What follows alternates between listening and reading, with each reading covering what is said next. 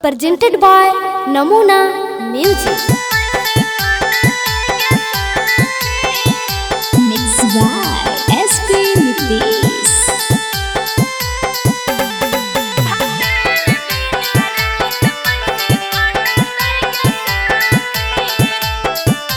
Namuna Recording Studio, Rajgir.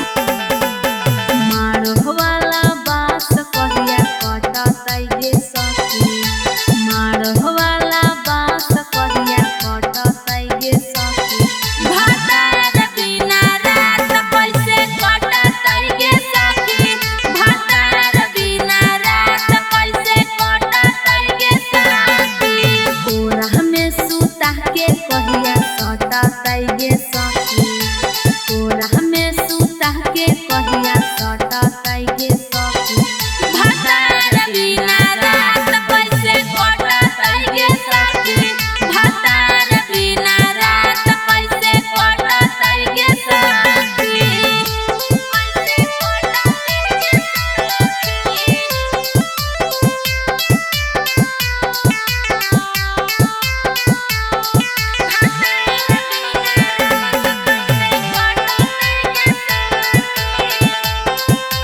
Namuna Recording Studio, Rajgir. रोज रोजे देखो ही हो जावे सपनावा गे, दुल्हन बने के बोरी कोरा हकै मनावा गे, अरे सखी रोज रोजे देखो ही हो जावे सपनावा गे, दुल्हन बने के बोरी कोरा हकै मनावा गे, कहिया ल नै हरबे में तकिया फटातै गे सखी, कहिया ला नै हरबे में तकिया फटातै गे सखी, भातार बिना रात कैसे कटतै गे सखी, भातार बिना रात कैसे कटतै गे सखी।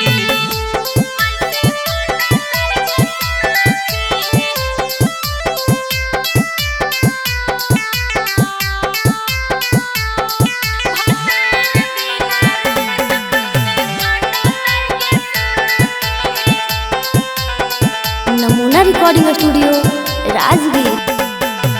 एक मोना कर है बनाली अइला घर गे, बाकी रौशनवा से लागो हकै डर गे, अरे सखी का कहियो, एक मोना कर है बनाली अइला घर गे, बाकी रविकांतवा से लागो हकै डर गे, कहिया लागर हनवा हमर कटतै गे सखी, कहिया लागर हनवा हमर कटतै गे सखी, भातार बिना रात कैसे कटतै गे सखी, भातार बिना रात कैसे कटतै गे सखी, अरे जल्दी से दे करा दे। Presented by Namuna Music.